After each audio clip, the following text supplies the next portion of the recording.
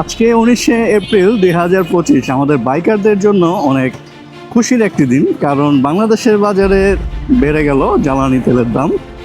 সরকার নির্ধারিত করে দিল অকটেনের দাম 140 টাকা লিটার, পেট্রোল 135 টাকা এবং ডিজেল 115 টাকা। Congratulation of all bikers. যাক, এবার তাহলে তেল পাওয়া যাবে। বন্ধ থাকা পাম্পগুলো খুলে দিবে, আর সেই পাম্পগুলোতে অলৌকিকভাবে চলে আসবে অনেক তেল। আসলে আমাদের দেশে কখনোই তেলের সংকট ছিল না।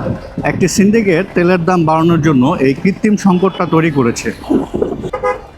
ইতিহাসের সর্বোচ্চ দামে আমাদের কিনতে হবে তেল। নিত্যপণ্যের দাম কি হাতের নাগালে থাকবে? একবার চিন্তা করেছেন? জ্বালানি তেলের দাম বেড়েছে, কাল থেকেই গাড়ি ভাড়া বাড়বে, দ্রব্যমূল্যের দাম বাড়বে, সব কিছুর দাম এক লাফ দিয়ে বেড়ে যাবে। কিন্তু যারা মধ্যবিত্ত, তাদের কি বেতন বেড়েছে? ক্ষুদ্র ব্যবসায়ীদের কি মুনাফার পরিমাণ বেড়েছে? এখন আসলে মেনে নেওয়া ছাড়া কোনো উপায় নাই, কারণ আমরা হচ্ছে সবচেয়ে অভাগা জাতি।